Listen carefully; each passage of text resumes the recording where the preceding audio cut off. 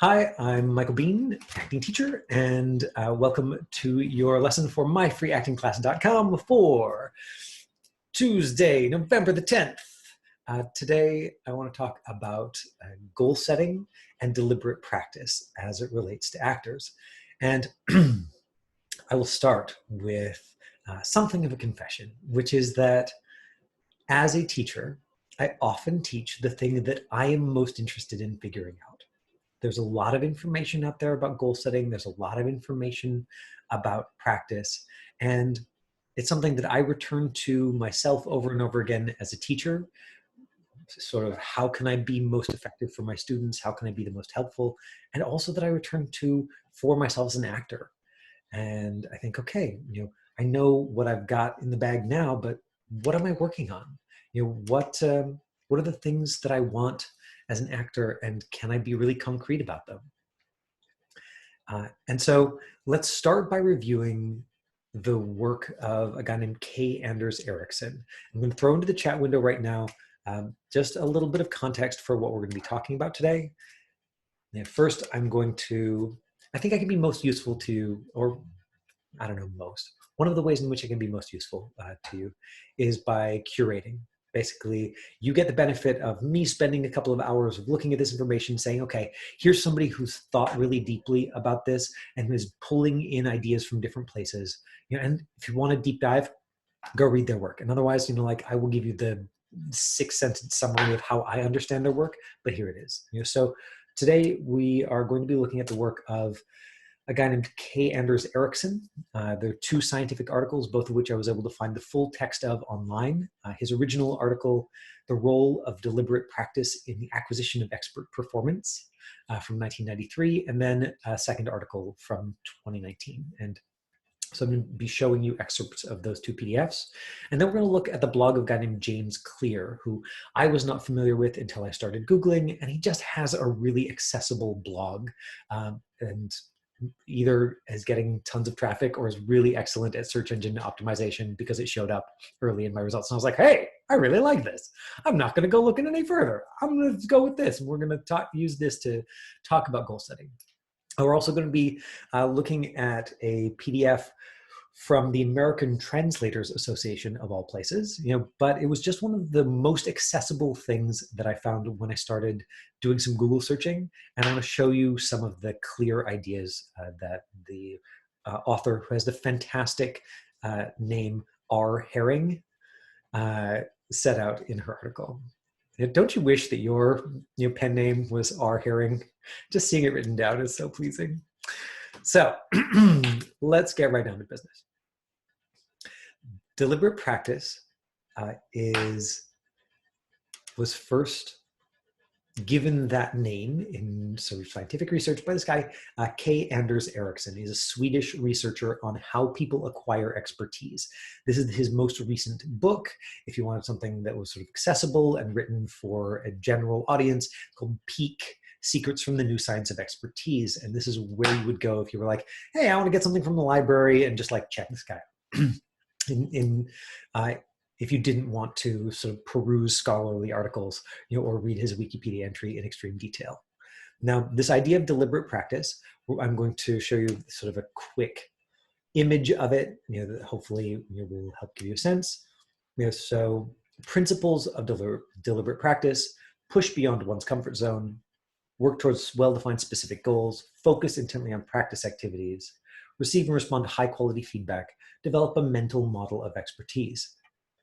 So particularly the specific goals, the ability to give feedback, and develop a mental model, those are things that I'm going to talk about in some detail today. And now to sort of very quickly back up what I am saying by looking at the original works, I'm going to take you to, hopefully I get the right one first.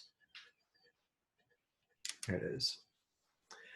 The Role of Deliberate Practice in the Acquisition of Expert Performance is the 1993 article by K. Anders Ericsson, Ralph something Krampe, and Clemens Tesch-Romer. Details, details, details, details.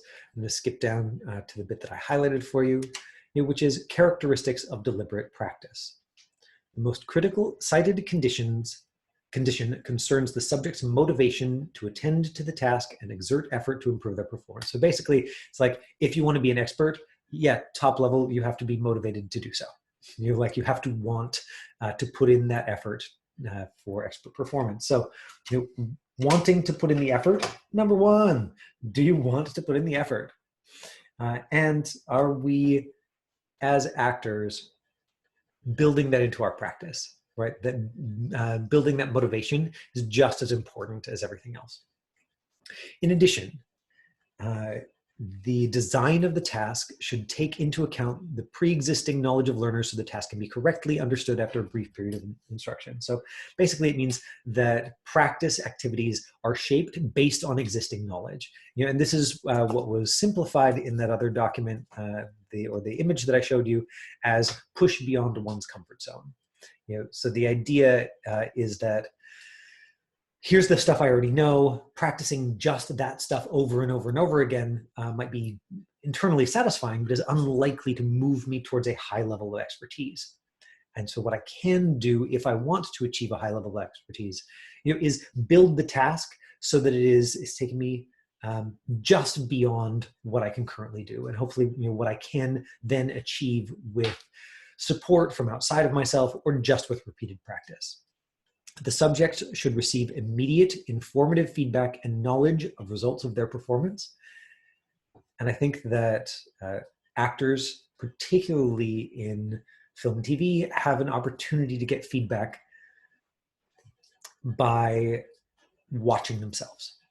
And I've said this here before, I say this when I'm teaching, I will say it again for you now, that if you try to assess the work and do the work at the same time, you are really doing yourself a disservice. Both of those are such complex tasks, you really can only do one of them at a time, which is really challenging if you are, say, learning to be a theater actor.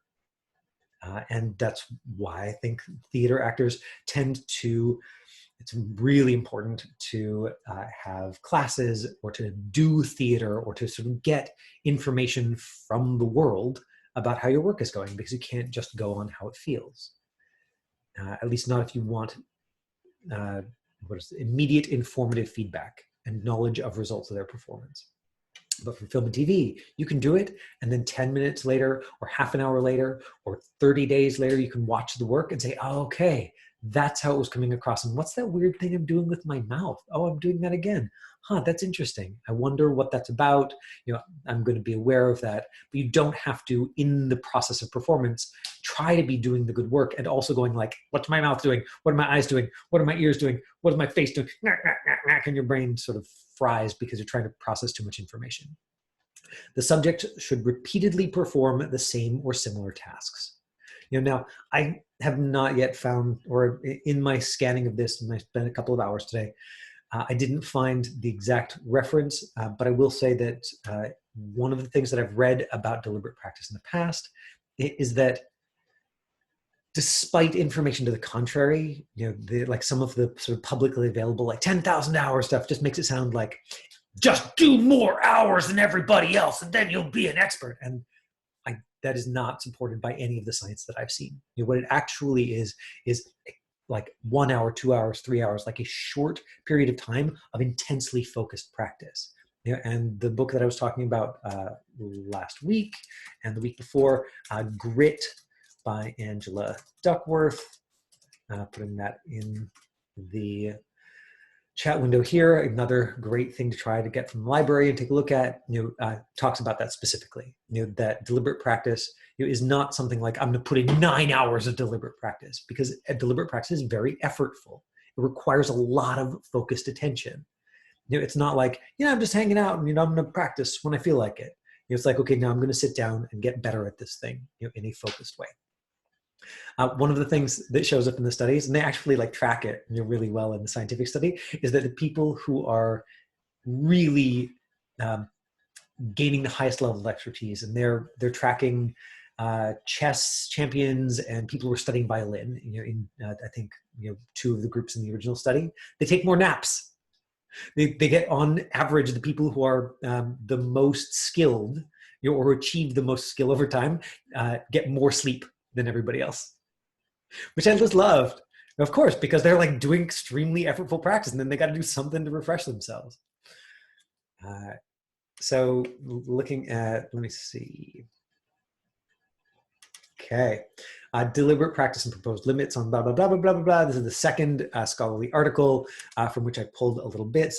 The original definition of deliberate practice: attend to the task and exert effort, immediate feedback, repeatedly perform the same or similar tasks.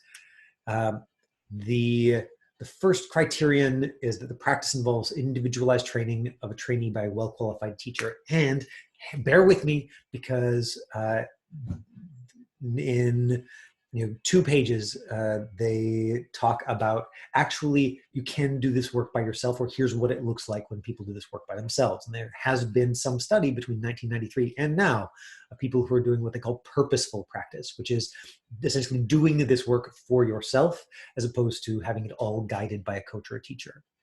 The second is that the criterion is the teacher must be able to communicate the goal to be achieved by the trainee. The trainee can internally represent this goal during practice. And so this is the piece that may not have made immediate sense when you looked at the image, which is making a mental model. And so the basic idea is, if you can watch your performance, if you watch a performance, and you can see some of the things that aren't working, but you can't actually imagine clearly or mentally model what a skilled version of that performance would be, then you're in trouble. Like, then you don't have the feedback that you need, and it is very difficult to move towards that goal. So in addition to being able to watch and critique your work, which, in a society that does a lot of like not good enough and judging of everybody and everything, probably you don't need help with your critic. Probably you can watch your work and be like, oh my God, I see 1,000 flaws. Where it's really important, I think, to put our attention is in creating the mental model of, well, here's what skilled work looks like. And the beautiful thing about acting is that acting is so rich, so diverse, so complex, so organic a process that you will probably be able to find one line of dialogue, in your scene, or 2 lines of dialogue in your scene that you're like, oh, like that. Like that helps me build my mental model, because that's me just talking. That's me, where I completely believe myself. That's me sort of just being at ease. And sometimes when I'm working with students, especially students who have a strong streak of perfectionist in them, or have a strong streak of like, I want to get it all right, I want to do all the details, I'll just start the camera well before they do their scene so that they can see what they look like when they're at ease. So that they can watch the tape and go, oh, that's what I look like when I'm at ease. Like, that's what I look like when I'm just talking, and I'm normally expressive and not trying to think about how my face should be expressing what I'm thinking and feeling. And so that's another exercise that you can do for yourself just to establish your baseline. Because if we're starting by accepting my kind of basic idea that what we want us to move towards is being totally believable and being fully expressive, believability, subjective, obviously, but it is something that you can track simply by giving yourself a baseline of, this is what you look like when you are at ease. You're like, oh yeah, I'm totally believable because I'm not trying to do anything there. Right? So instead of setting your believable mark as like, here's somebody else out in the world, you can just take yourself.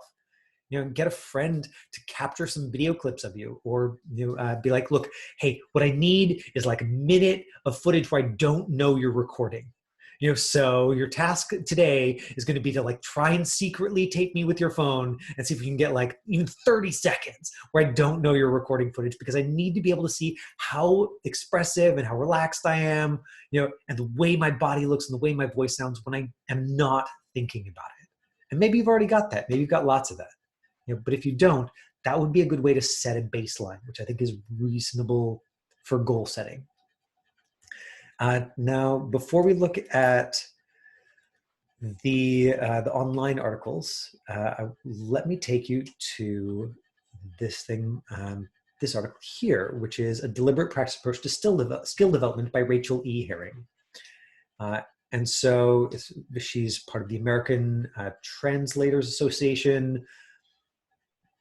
Right here it is, again, the sort of quote from the original Anders Ericsson article. Sort of what does it mean? And then she breaks it down into progressive. Identify sub-skills that build on each other, right? So can you break down each larger skill? And acting is so organic that it can kind of be this like, have you ever heard that thing, how do you eat a whale? Right, you eat it one bite at a time. But acting can feel like this. Well, you just do it. It's just this organic thing that you do or you don't do, and that is not an accessible goal. What you are going to need to do is break it down into a series of sub skills first, and there's so many different ways that you can do that. That the ways that are the ones that appeal to you most, I think will feed into that motivation to do them. So rather than use my list and go, yeah, here's Michael Bean's ideas of like what the first 10 sub skills are, get that baseline of you having yourself, video of yourself, when you're completely believable, and then start identifying some of those sub skills for yourself, the ones that you're excited about. So if we go back to here, progressive, systematic, content, cyclical, reflective, right? They're going around in circles. There's what we've got here is her thoughts on goal setting, which I think I found nice and clear, right? Specific. What precisely is it that we're talking about? One thing about novices is they don't know where to focus their attention, right? That's what she says here. Attainable. Does the goal lie at the edge of the current student's current skill level? Right, so it's not too far past. It's not so far past that you're not going to be able to accomplish it in your hours of practice. Right, you are not going from not being able to dribble a basketball to like I don't know, shooting 3-point shots. Yeah, he says as though he really knows anything about sports at all. Maybe 3-point shots are easy. I don't know. I don't think so. Not when I did them because I don't know anything about sports. Measurable. Yeah, how will the trainer and the student know whether the goal was met? And then progressive, how does the goal fit in with previous and future goals? So I like that because it's simple. It's just 4 steps: specific, attainable, measurable, progressive. It's like, okay, I'm going to pick a specific sub-skill. I'm going to give myself an attainable challenge. I'm going to do these 4 lines of dialogue as though, and with the goal of just sounding like it's just me talking. One of the exercises that I've seen be super effective for students is to basically you go through Netflix or YouTube, or like you flip channels if somebody has cable, and you just write down a whole bunch of individual random lines of dialogue, and then you just use one of them at a time for an on-camera practice exercise, right? So. And if I've got a document that's got, like hundreds and hundreds of these, a bunch of them are like sort of teenagery ones, but if you want, you just email me info@myfreeactingclass.com and I'll send you mine. And you can use that, for starters. But one of the students that I had sort of in the first, less than 10 years of my teaching, who I just saw this be a huge deal for her, is that she was like, yeah, that exercise that we do in class with the individual lines of dialogue, I just like strung up sheets in my basement and put a camera down there and I wrote a bunch of lines for myself. And I'm just down there like messing around. I've just been doing it every day. It freaks my mom out because I'm always like shouting or doing something weird in the basement. And that student in particular, I saw leap forward in terms of her progress, because she was giving herself daily regular practice in a way that she found fun, but was focused, and gave her the opportunity to then watch her work back. And right, I think it fits a lot of those criteria. Right, it's measurable. I'm going to do 4 of these lines today, or I'm going to do 1 line 10 different ways. I'm going to get through 20 of them, just like rapid fire. Specific, measurable, and remove some of what might be an extra felt sense of pressure to find great scripts. Especially when you're working on sub skills, a single line of dialogue is often enough. And then, as if the sub skill you're working on is memorization, then yes, absolutely, you can go online and look for published film and TV scripts, or you can transcribe something, from your favorite movie. You can also use poems. I know actors, who've done that with monologues because what they love is monologues. I've also known actors who've done that with poems. They're like, yeah, I'm going to memorize one poem a week, and I'm going to practice it, 5 times, 3 days, in that week, right? Like that, if you measure these things, then you are likely to actually be able to see that progress. It's internally satisfying. It's also much more likely that you will do it if you make a concrete plan towards those things. So now let's look at these 2 articles from James Clear. Right, so a little bit more about deliberate practice. This is an example from one of the research studies, the Ericsson studies, but there's a little graphic that goes with it. Maybe it makes it stick a little bit better. Which player would you predict would be the better shooter after 100 hours? Player A, 200 practice shots per hour, colleague retrieved the shots, keeps a record of the shots made, shots missed, and errors. And in the study, they say, even in more detail, right? So somebody else is keeping track of, like, did it go, was it too high, too low, too far to the left, too far to the right? And every 20 shots, they're coming and reviewing it, going, yeah, you had 6 that were too far to the left, and 4 that were too far to the right, and 10 that were too high. So lots of feedback, lots of measuring, lots of detail. Player B, 50 practice shots per hour, retrieves his own shots, dribbles leisurely, takes several breaks. Right? Which player would you predict would be the better shooter after 100 hours? And it's crystal clear in terms of just looking, even just putting yourself in those shoes and going, oh, right, of course, after doing this kind of practice, of course I would be better. And so this thing about feedback, right, shows up in all of the things. So first effective feedback system is measurement, right? The things we measure are the things we improve. Now, I did tell you that I would show you what it says about purposeful practice, right? So the second, is coaching. Coaches are essential, la la la. Except if we look at this article, and thank you for bearing with me as I'm jumping around. I know sometimes that can be like brain frying. From 2019, then we found a considerably larger number of practice activities where trainees were engaging in solitary practice with the goal of improving particular aspects of performance without the regular access to individualized evaluation and guidance by a particular coach or teacher. This type of solitary practice is hardly ever completely independent of teachers, aka you're here, you're listening to me talking, you're taking your own notes and going your own way with that. And their knowledge about effective training. It is likely that these individuals had occasional meetings with a coach, discussions with more advanced athletes within the same sporting event, or reading books describing appropriate practice activities, right? So you don't have to invent, particularly what does good practice look like? So here's where I am, what does good practice look like? That part you don't have to invent on your own. And that's supported by the studies that have been done in the almost 30 years since Anders Ericsson's original work, right? So we might not see that reflected in the original work, which a lot of the articles that you'll see in newspapers are about, but the newer work says, actually, what, there are people who are doing this by themselves. They're just getting information from teachers about how to practice effectively, and they're still giving themselves a way to measure it and get feedback.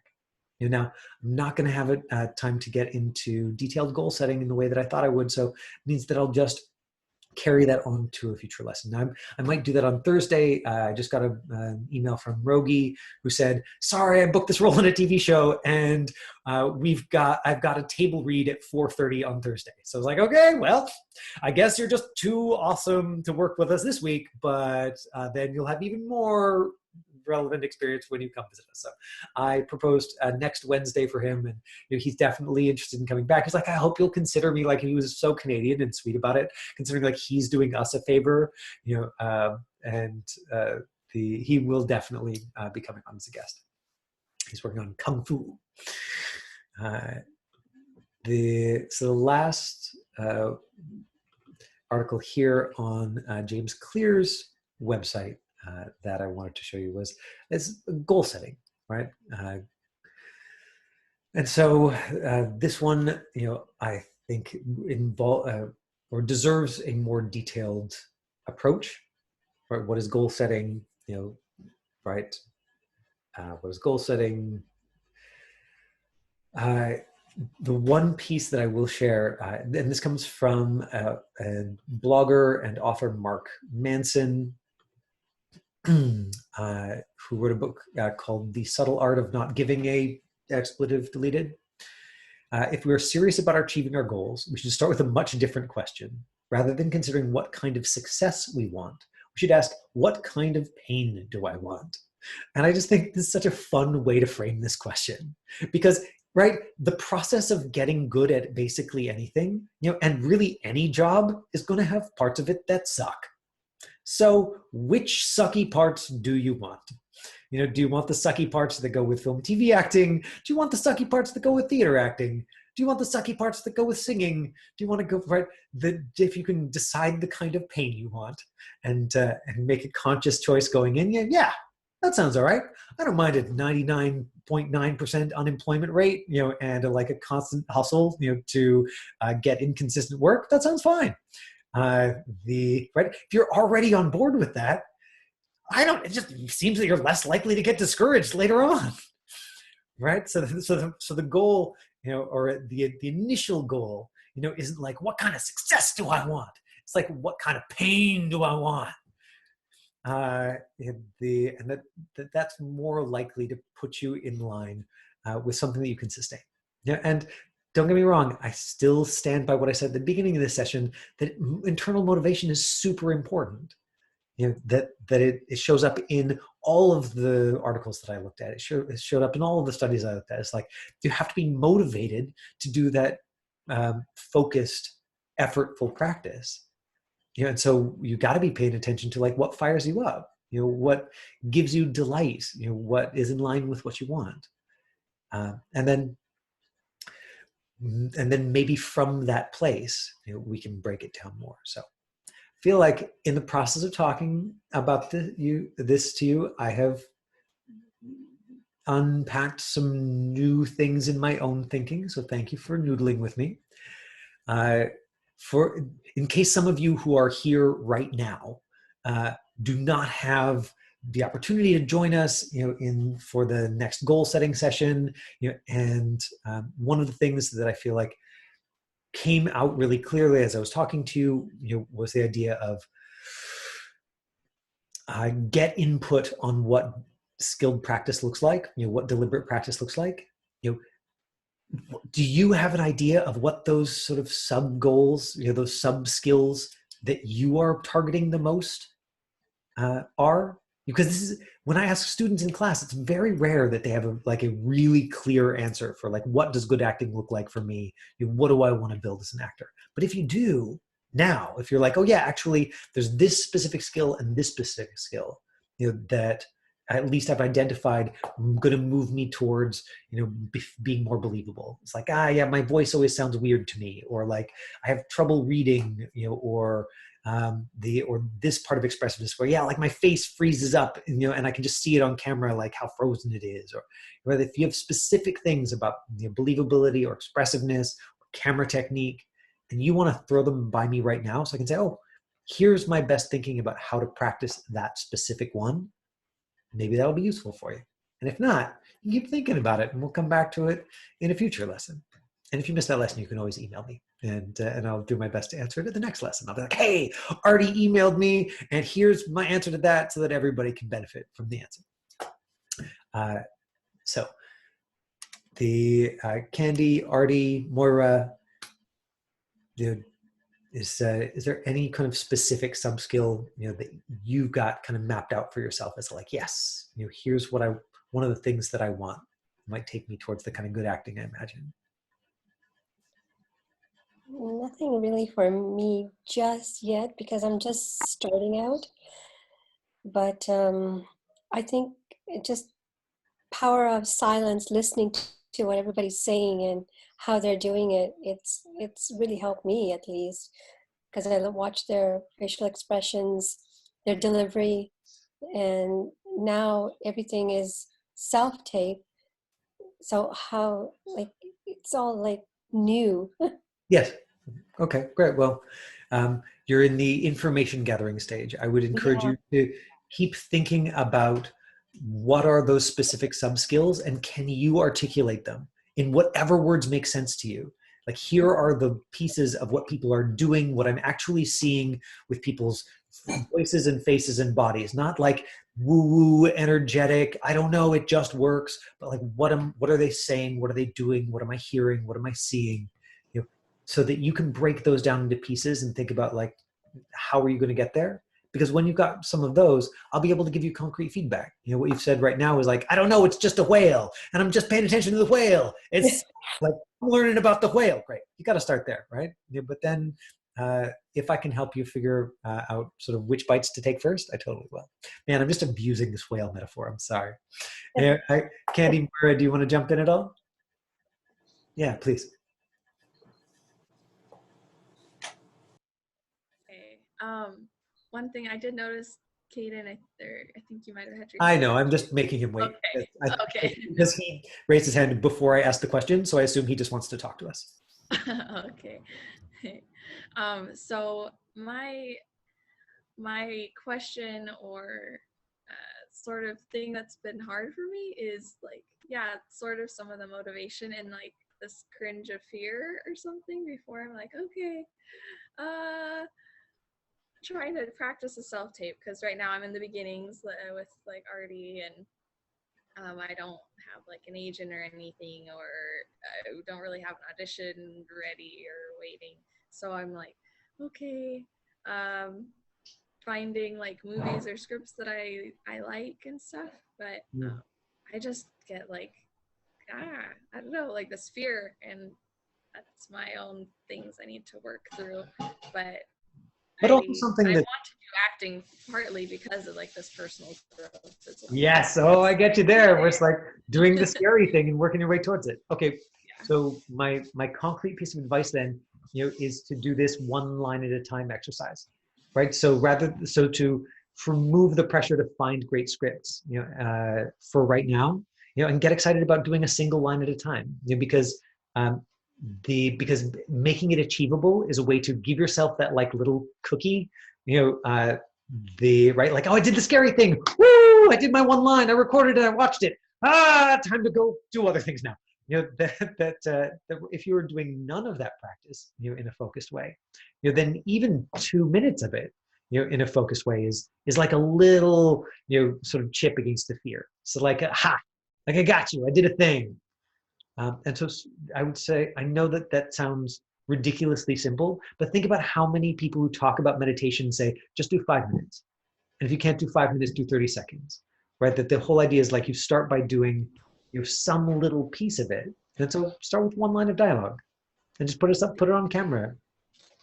Thank you. Yeah, that's really helpful. And that just reminded me because I've been writing my journal every day since I was 15. So I know how to like do routine things. It's just trying to think of like simple ways that I can do that. So I really like that one line idea. This guy, James Clear, in one of his articles talks about habit stacking. You know, so he's like, if you have a habit that you already do every day, then you just like tack on a couple of minutes to that habit. Oh, and right, so I'll write in my journal and then I'll, yeah, and that, you know, that's one of his pieces of advice about like how to, yeah, just like sneak in a little bit, you know, more of those habits. I'm like, oh, anyway, I like that he put a name to it because it's something that I do in my own practices. I'm like, It's oh yeah, stacking? often link my habits together. He calls it habit stacking. That's so cool. Yeah, that's it too. Caden, thank you so much for waiting. Did you have a question about what we're talking about? When's the next is it a question or like something you said? I can't remember what it's called. When's the next one? Like the next lesson? Oh yeah, when am I going to do the next one of these? It may be, likely it will be tomorrow or Thursday. Right, because there are classes tomorrow and Thursday. I have guests penciled for both of them. The guest tomorrow, you know, I had a miscommunication with. That's all my fault. You know, then hopefully she will be available, and if not, then we'll pick this up tomorrow, and I will have a whole day to think about how to take on goal setting. In retrospect, now that we've gone, almost 10, a little more than 10 minutes over, I got pretty ambitious with today's lesson. Like, my first clue should have been doing like 2 hours of research for a half-hour lesson. But I'm really interested in this idea right now. So it didn't feel effortful because I'm like, I want to know and I want to be able to talk about it. So thanks for coming today. And some of you in the future. Awesome lesson. Thank you. Very helpful. Yeah. Thank you, Michael B. My pleasure. Thank you, Michael Bean.